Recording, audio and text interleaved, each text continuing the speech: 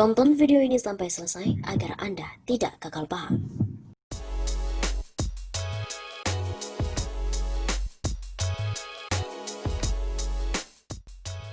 Salam perpisahan Jokowi dengan NU dan Muhammadiyah. Presiden Joko Widodo sepertinya ingin menyudahi hubungan baik dengan organisasi kemasyarakatan ormas Islam terbesar di negeri ini, yaitu Nahdlatul Ulama atau NU dan juga Muhammadiyah. Setidaknya hal itu tercermin saat orang nomor satu di Indonesia ini mengabaikan masukan dari kedua ormas tersebut. Masukan yang dimaksud berkaitan dengan penyelenggaraan Pilkada Serentak 2020 pada 9 Desember mendatang. NU dan Muhammadiyah sama-sama mendesak agar Jokowi meninjau ulang atau bahasa lainnya yang menunda gelaran Pilkada. Keduanya kompak bahwa keselamatan rakyat menjadi yang utama, sementara gelaran Pilkada di masa pandemi amat berbahaya bila dilanjutkan. Namun masukan dari ormas Islam yang biasanya didengar itu ternyata diabaikan Jokowi. Melalui juru bicara Presiden Fajrul Rahman, pemerintah memastikan tidak akan menunda Pilkada. Alasannya karena penyelenggaraan Pilkada tidak bisa menunggu pandemi berakhir dan tidak satu negara pun yang tahu kapan pandemi COVID akan berakhir. Selain itu, Fajrul juga mengurai bahwa tidak ditundanya Pilkada bertujuan untuk menjaga hak konstitusi rakyat, hak dipilih dan hak memilih. Alasan yang diutarakan pemerintah melalui Fajrul sekilas tampak masuk akal, tapi jika dikaji lebih dalam mengenai substansi pendirian negara, maka alasan NU dan Muhammadiyah meminta Pilkada ditunda lebih realistis. Ada adagium dari filsuf Romawi, Cicero, berbunyi salus populi super lex exto. Keselamatan rakyat merupakan hukum tertinggi bagi sebuah negara. Artinya, keselamatan rakyat tak bisa ditawar lagi dan harus didahulukan, termasuk jika Pilkada menjadi ancaman bagi nyawa rakyat. Bagi Jokowi, NU dan Muhammadiyah merupakan ormas penting. Keduanya menjadi ujung tombak pemerintah dalam menangkal radikalisme. Mantan wali kota Solo itu juga lebih senang bercengkerama dengan keduanya ketimbang dengan kelompok ormas yang berafiliasi dalam aksi 212. NU dan Muhammadiyah bahkan menjadi pembela saat Jokowi dikeroyok aksi 212 itu. Setidaknya hal itu tercermin dari penegasan kedua ormas untuk tidak ikut terlibat dalam aksi. Khusus untuk NU, perannya pun lebih besar. Kalangan Nahdliyin dan Mujahid 212 kerap berhadapan-hadapan saat Pilpres 2019 yang lalu. Nahdliyin yang Rois Amnya, Ma'ruf Amin digait sebagai wakil presiden, mayoritas merapat ke Jokowi. Sementara Mujahid 212 yang ingin menyudahi kepemimpinan Jokowi kompak berada di barisan Prabowo Subianto. Namun titik akhir kemesraan ini sepertinya sudah terlihat. Pengabaian Jokowi atas saran mengutamakan keselamatan rakyat yang disampaikan NU Muhammadiyah jadi salam perpisahannya. Salam perpisahan pun bisa dibatalkan andai Jokowi tampil ke publik dan meralat apa yang telah disampaikan juru bicaranya, Fajrul Rahman. Sebelumnya diberitakan bahwa Jokowi tengah kegeraman tentang NU dan Muhammadiyah. Pemerintah bersama DPR, KPU, Bawaslu, dan juga DKPP menyepakati Pilkada Serentak 2020 tetap digelar 9 Desember mendatang.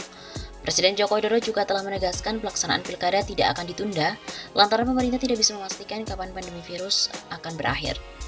Presiden Jokowi lewat juru bicara Istana Fajrul Rahman mengatakan bahwa pemungutan suara Pilkada di 270 daerah di Indonesia akan tetap dilaksanakan serentak pada 9 Desember 2020 mendatang. Pilkada 2020 tetap sesuai jadwal 9 Desember. Berbagai penolakan terkait penundaan Pilkada yang datang dari masyarakat, partai politik hingga ormas Islam seperti PBNU dan juga PP Muhammadiyah cenderung diabaikan. PBNU dan juga Muhammadiyah mengusulkan agar Pilkada Serentak 2020 ditunda seiring pandemi COVID-19 yang belum berakhir. Pasalnya, jumlah kasus positif COVID-19 terus meningkat dan saat ini mencapai 248.852 per 21 September 2020. Angka ini pun diprediksi akan terus melonjak hingga akhir tahun. Pengamat politik Universitas Al-Azhar Indonesia, Ujang Komarudin, menilai relasi Jokowi dengan PBNU dan Muhammadiyah yang notabene ormas Islam terbesar di Indonesia kemungkinan akan rusak ke depannya. Hubungan kedua ormas tersebut dengan pemerintah bisa saja akan kusut ke depan, karena usulan kedua ormas tersebut tak didengar oleh Jokowi. Begitu kata Ujang kepada CNN Indonesia. Ujang juga mengatakan PBNU dan Muhammadiyah berbicara penundaan Pilkada 2020 atas nama umat agar masyarakat tak menjadi korban ganasnya virus corona saat penyelenggaraan kontestasi politik elektoral 5 tahunan itu. Jika kedua ormas terbesar di Indonesia saja tidak didengar, apalagi suara rakyat. Saat ini aspirasinya tak diindahkan. Jadi relasi kedua ormas dengan pemerintah bisa saja ke depan akan buruk. Pengamat politik LIPI Wasisto Raharjo Jati menilai perbedaan pendapat soal penundaan pilkada tak akan berpengaruh pada hubungan kedua ormas dengan Jokowi. Wasisto menuturkan desakan untuk menunda pilkada lebih kepada seruan moral bagi warga. Renggangnya di periode kedua. Namun Wasisto menyoroti hubungan Jokowi dengan ormas besar Islam tersebut yang cenderung renggang di periode kedua kepemimpinannya ini. Menurutnya, masih ada segelintir individu dari kedua ormas yang bermanuver di luar organisasi sehingga memicu kerenggangan dengan Jokowi. Di sisi lain, Wasisto memandang pada periode keduanya, Jokowi memang tak terlalu mengakomodasi kepentingan ormas. Salah satu yang paling menonjol adalah jatah Kementerian Agama yang lepas dari pangkuan PBNU. Jokowi menunjuk Fahrul Razi, mantan Jenderal TNI yang membantu pemenangan dalam Pilpres 2019. Menurutnya saat ini Jokowi lebih mengakomodasi kepentingan elit yang selama ini membantunya di Pilpres.